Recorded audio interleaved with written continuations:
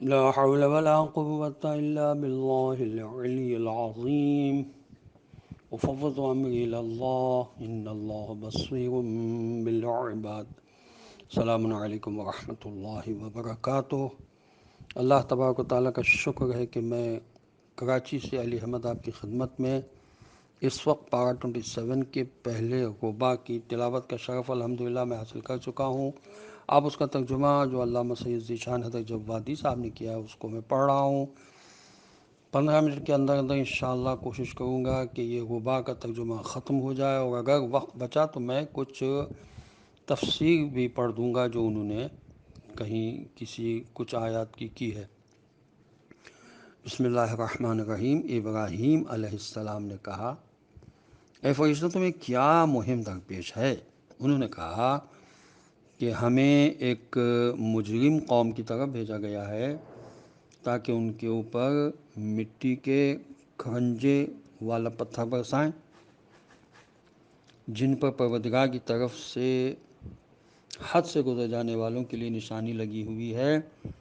پھر ہم نے اس بستی کے تمام مومنین کو باہر نکال لیا اور وہاں مسلمانوں کے ایک گھر کے علاوہ کسی کو پایا بھی نہیں، اور وہاں ان لوگوں کے لیے ایک نشانی بھی چھوڑ دی جو دردناک عذاب سے ڈرنے والے ہیں۔ اور موسیٰ علیہ السلام کے واقعے میں بھی ہماری نشانیاں ہیں۔ جب ہم نے ان کو فرعون کی طرف کھلی ہوئی دلیل دے کر بھیجا تو اس نے لشکر کے دم پر منہ موڑ لیا اور کہا کہ یہ جادوگر یا دیوانہ ہے معاذ اللہ۔ تو ہم نے اسے اور اس کی فوج کو گرفت میں لے کر دریا میں ڈال دیا، اور وہ قابل ملامت تھا ہی۔ اور قوم عاد میں بھی ایک نشانی ہے، جب ہم نے ان کی طرف بانج ہوا کو چلا دیا کہ جس چیز کے پاس سے گزر جاتی تھی اسے بوسیدہ ہڈی کی طرح غیزہ غیزہ کر دیتی تھی۔ اور قوم سمود میں بھی ایک نشانی ہے، جب ان سے کہا گیا کہ تھوڑے دن مزے کر لو تو ان لوگوں نے حکم خدا کی نافرمانی کی، تو انہیں بجلی نے اپنی گرفت میں لے لیا اور وہ دیکھتے ہی رہ گئے۔ پھر نہ وہ اٹھنے کے قابل تھے اور نہ مدد طلب کرنے کے لائق تھے۔ اور ان سے پہلے قوم نوح علیہ السلام تھی کہ وہ تو سب ہی فاسق و بدکار تھے۔ اور آسمان کو ہم نے اپنی طاقت سے بنایا ہے اور ہم ہی اسے وسعت دینے والے ہیں، اور زمین کو ہم نے فرش کیا ہے تو ہم بہتر ہموار کرنے والے ہیں، اور ہر شے میں سے ہم نے جوڑا بنایا ہے کہ شاید تم نصیحت حاصل کر سکو۔ لہٰذا اب خدا کی طرف دوڑ پڑو کہ میں کھلا ہوا ڈرانے والا ہوں، اور خبردار اس کے ساتھ کسی دوسرے کو خدا نہ بنانا کہ میں تمہارے لیے واضح طور پر ڈرانے والا ہوں۔ قدیم علماء نے آسمان کی وسعت سے بارش اور رزق کا نزول مراد لیا تھا، لیکن آج یہ بات طے ہو چکی ہے کہ فضا میں مسلسل وسعت پیدا ہوتی جا رہی ہے، اور آج تک میں کئی گنا وسعت کا انکشاف ہو چکا ہے۔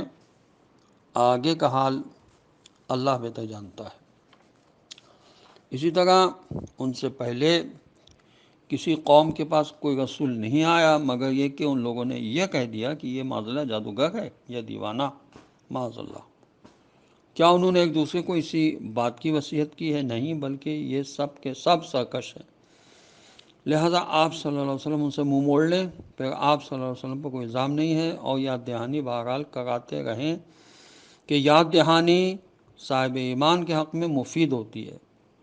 اور میں نے جنات اور انسان کو صرف اپنی عبادت کے لیے پیدا کیا ہے۔ میں ان سے نہ رزق کا طلبگار ہوں اور نہ یہ چاہتا ہوں کہ یہ مجھے کچھ کھلائیں۔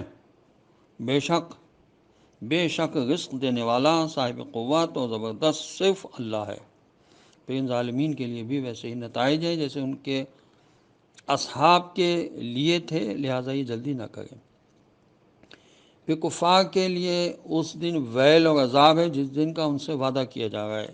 یہاں الحمدللہ سورہ ذاریات ختم ہو گیا جو 51 نمبر کا سورہ تھا۔ اب 52 نمبر کا سورہ شروع ہوگا جس کا نام ہے سورہ طور۔ یہ مکی سورہ ہے، اس کی آیات 49 ہے۔ بنام خدائے رحمان و رحیم، طور کی قسم اور لکھی ہوئی کتاب کی قسم جو کشادہ اور راق میں ہے، اور بیت معمور کی قسم، اور بلند چھت آسمان کی قسم، اور بھڑکتے ہوئے سمندر کی قسم، یقیناً تمہارے رب کا عذاب واقع ہونے والا ہے، اور اس کا کوئی دفع کرنے والا نہیں ہے۔ جس دن آسمان باقاعدہ چکر کھانے لگیں گے اور پہاڑ باقاعدہ حرکت میں آ جائیں گے، پھر جھٹلانے والوں کے لیے عذاب و بربادی ہی ہے، جو محملات میں پڑے کھیل تماشا کر رہے ہیں۔ جس دن انہیں بھرپور طریقے سے جہنم میں ڈھکیل دیا جائے گا، یہی وہ جہنم کی آگ ہے جس کی تم تکذیب کیا کرتے تھے۔ عذاب کے واقع ہونے کے بارے میں امکان واضح کرنے کے لیے قدرت نے چند قسم کی مخلوقات اور ان کے اختیارات کی قسم کو ذریعہ بنایا ہے۔ طور، کتاب مستور، بیت معمور جو آسمان پر ہے اور وہاں کے باشندوں کا قبلہ بھی ہے، بلند ترین آسمان، جوش مارتا ہوا سمندر وغیرہ، تاکہ انسان پر یہ بات واضح ہو جائے کہ جو ان تمام چیزوں کو خلق کر سکتا ہے وہ ایک لمحے میں انہیں خراب بھی کر سکتا ہے، اور اسی کا نام قیامت ہے۔ یہ انسان کی بدبختی ہے کہ اس قدر واضح قدرت کاملہ کا مشاہدہ کرنے کے بعد بھی قیامت کے امکانات پر بحث کرتا ہے اور اپنے کو اس ہولناک موقع کے لیے تیار نہیں کرتا ہے۔ آیا یہ جادو ہے یا تمہیں کچھ سجھائی نہیں دے گا؟ اب اس میں چلے جاؤ، پھر چاہے صبر کرو یا نہ کرو، سب برابر ہے، یا تمہارے ان اعمال کی سزا دی جا رہی ہے جو تم اب انجام دیا کرتے تھے۔ بے شک صاحبان تقوی باغات و نعمتوں کے درمیان رہیں گے، جو خدا عنایت کرے گا اس میں خوشحال رہیں گے، اور خدا انہیں جہنم کے عذاب سے محفوظ رکھے گا۔ اب یہیں آرام سے کھاؤ پیو ان اعمال کی بنا پر جو تم نے انجام دیے تھے۔ وہ برابر سے بچھے ہوئے تختوں پر تکیہ لگائے بیٹھے ہوں گے، اور ہم ان کا جوڑا کشادہ چشم حوروں کو قرار دیں گے۔ اور جو لوگ ایمان لائے اور ان کی اولاد نے بھی ایمان میں ان کا اتباع کیا تو ہم ان کی ذریت کو بھی انہی سے ملا دیں گے، اور کسی کے عمل میں سے ذرہ برابر بھی کم نہیں کریں گے، کہ ہر شخص اپنے اعمال کا گروی ہے، اور ہم جس طرح کے میوے یا گوشت وہ چاہیں گے اس سے بڑھ کر ان کی امداد کریں گے۔ وہ آپس میں جام شراب پر جھگڑا کریں گے، لیکن وہاں کوئی لغویت و گناہ نہ ہوگا، اور ان کے گرد وہ نوجوان لڑکے چکر لگاتے ہوں گے جو پوشیدہ اور محتاط موتیوں جیسے حسین و جمیل ہوں گے، اور پھر ایک دوسرے کی طرف رخ کر کے سوال جواب کریں گے، کہیں گے کہ ہم تو اپنے گھر میں خدا سے بہت ڈرتے تھے، تو خدا نے ہم پر یہ احسان کیا اور ہمیں جہنم کی زہریلی ہوا سے بچا لیا۔ ہم اس سے پہلے بھی اسی سے دعائیں کیا کرتے تھے کہ وہ یقیناً بڑا احسان کرنے والا اور مہربان ہے۔ لہٰذا آپ صلی اللہ علیہ وسلم لوگوں کو نصیحت کرتے رہیں۔ خدا کے فضل سے آپ صلی اللہ علیہ وسلم نہ کاہن ہیں اور نہ مجنون۔ کیا یہ لوگ یہ کہتے ہیں کہ یہ شاعر ہے اور ہم اس کے بارے میں حوادث زمانہ کا انتظار کر رہے ہیں؟ تو آپ صلی اللہ علیہ وسلم کہہ دیجئے کہ بے شک تم انتظار کرو، میں بھی تمہارے ساتھ انتظار کرنے والوں میں شامل ہوں۔ یہ دنیا داروں کے لاڑے نہیں ہے کہ بہودگی کی نوبت آ جائے، بلکہ راحت و اطمینان و کمال بے تکلفی کی علامت ہے کہ ایک دوسرے سے جام لے کر استعمال کریں گے، اور مزاح اور خوش اخلاقی کے ماحول میں جام میں شراب سے استفادہ کریں گے۔ کیا ان کی عقلیں یہ باتیں بتاتی ہیں، یا یہ واقعاً سرکش قوم ہے؟ یا یہ کہتے ہیں کہ نبی نے قرآن گھڑ لیا ہے معاذ اللہ، اور حقیقت یہ ہے کہ یہ ایمان لانے والے ہی نہیں ہیں۔ اگر یہ اپنی بات میں سچے ہیں تو یہ بھی ایسا ہی کوئی کلام لے آئیں۔ کیا یہ بغیر کسی چیز کے از خود پیدا ہو گئے ہیں، یا یہ خود ہی پیدا کرنے والے ہیں، یا انہوں نے آسمان و زمین کو پیدا کر دیا؟ حقیقت یہ ہے کہ یہ یقین کرنے والے نہیں ہیں۔ یا ان کے پاس پروردگار کے خزانے ہیں، یا یہی لوگ حاکم ہیں، یا ان کے پاس کوئی سیڑھی ہے جس کے ذریعے آسمان کی باتیں سن لیا کرتے ہیں، تو ان کا سننے والا کوئی واضح ثبوت لے آئے۔ یا خدا کے لیے لڑکیاں ہیں اور تمہارے لیے لڑکے ہیں، یا تم ان سے کوئی اجرت مانگتے ہو کہ یہ اس کے بوجھ کے نیچے دبے جا رہے ہیں، یا ان کے پاس غیب کا علم ہے کہ یہ اسے لکھ رہے ہیں، یا یہ کوئی مکاری کرنا چاہتے ہیں؟ تو یاد رکھو کہ کفار خود اپنی چال میں پھنس جانے والے ہیں، یا ان کے لیے خدا کے علاوہ کوئی دوسرا خدا ہے، جبکہ خدا ان کے شرک سے پاک و پاکیزہ ہے۔ اور یہ اگر آسمان کے ٹکڑوں کو گرتا ہوا بھی دیکھ لیں گے تو بھی کہیں گے کہ یہ تو طے بطے بادل ہیں، تو انہیں ان کے حال پر چھوڑ دیجئے، یہاں تک کہ وہ دن دیکھ لیں جس دن بے ہوش ہو جائیں گے، جس دن ان کی کوئی چال کام نہ آئے گی اور نہ کوئی مدد کرنے والا ہوگا، اور جن لوگوں نے ظلم کیا ہے ان کے لیے اس کے علاوہ بھی عذاب ہے، لیکن ان کی اکثریت اس سے بے خبر ہے۔ آپ صلی اللہ علیہ وسلم اپنے پروردگار کے حکم کے لیے صبر کریں، آپ ہماری نگاہ کے سامنے ہیں، اور ہمیشہ قیام کرتے وقت اپنے پروردگار کی تسبیح کرتے رہیں، اور رات کے ایک حصے میں اور ستاروں کے غروب ہونے کے بعد بھی تسبیح پروردگار کرتے رہیں۔ اللہ کا شکر ہے کہ یہاں سورہ طور ختم ہو گیا جو 52 نمبر کا سورہ تھا۔ اب سورہ نجم شروع ہو گیا ہے جو 53 نمبر کا سورہ ہے، اس کی آیات 62 ہیں۔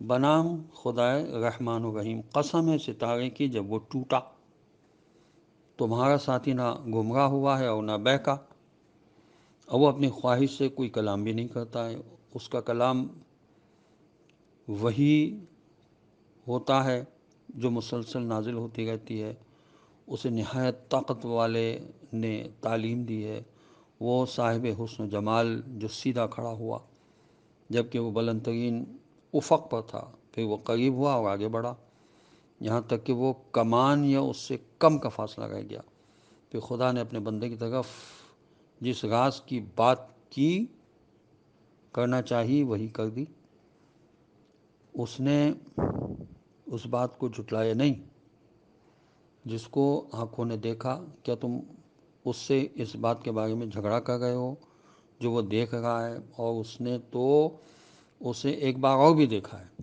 سدرۃ المنتہا کے نزدیک، جس کے بعد جنت الماوا بھی ہے۔ جب سدرہ پوچھ رہا تھا کہ جو کچھ کہ چھا رہا تھا، اس وقت اس کی آنکھ نہ بہکی اور نہ حد سے آگے بڑھی، اس نے اپنے پروردگار کی بڑی بڑی نشانیاں دیکھی ہیں۔ کیا تم لوگوں نے لات اور عزیٰ کو دیکھا ہے، اور منات جو ان کا تیسرا ہے اسے بھی دیکھا ہے؟ تو کیا تمہارے لیے لڑکے ہیں اور اس کے لیے لڑکیاں ہیں؟ یہ انتہائی ناانصافی کی تقسیم ہے۔ یہ سب وہ نام ہیں جو تم نے اور تمہارے باپ دادا نے گڑھ لیے ہیں، خدا نے ان کے بارے میں کوئی دلیل نازل نہیں کی ہے۔ در حقیقت یہ لوگ صرف اپنے گمانوں کا اتباع کر گئے ہیں، اور جو کچھ ان کا دل چاہتا ہے، اور یقیناً ان کے پروردگار کی طرف سے ان کے پاس ہدایت آ چکی ہے۔ کیا انسان کو وہ سب مل سکتا ہے جس کی وہ آرزو کرے؟ بس اللہ ہی کے لیے دنیا و آخرت سب کچھ ہے، اور آسمانوں میں کتنے ہی فرشتے ہیں جن کی سفارش کسی کے کام نہیں آ سکتی ہے جب تک خدا جس کے بارے میں چاہے اور اسے پسند کرے وہ اجازت نہ دے دے۔ بے شک جو لوگ آخرت پر ایمان نہیں رکھتے ہیں وہ ملائکہ کے نام لڑکیوں جیسے رکھتے ہیں، حالانکہ ان کے پاس اس سلسلے میں کوئی علم نہیں ہے، یہ صرف وہم و گمان کے پیچھے چلے جا رہے ہیں، اور گمان حق کے بارے میں کوئی فائدہ نہیں پہنچا سکتا ہے۔ لہذا جو شخص بھی ہمارے ذکر سے منہ پھیرے اور زندگانی دنیا کے علاوہ کچھ نہ چاہے، آپ صلی اللہ علیہ وسلم بھی اس سے کنارہ کش ہو جائیں، یہی ان کے علم کی انتہا ہے۔ اور بے شک آپ صلی اللہ علیہ وآلہ وسلم کا پروردگار خوب جانتا ہے کہ کون اس کے راستے سے بہک گیا ہے اور کون ہدایت کے راستے پر ہے۔ خداوند عالم کی بارگاہ میں دعا ہے کہ پروردگار ہم کو قرآن پڑھنے، سمجھنے اور اس پر عمل کرنے کی توفیق نصیب ہو، اور وارث قرآن حضرت امام زمانہ عجل اللہ تعالی فرجہ شریف کا جل ظہور ہو، اور پروردگار ہمیں یہ توفیق عطا فرمائے کہ ہم امام کے ناصروں میں شامل ہو کر اپنی جانوں کا نذرانہ امام علیہ السلام کے قدموں پر پیش کر دیں۔ السلام علیکم ورحمۃ اللہ وبرکاتہ۔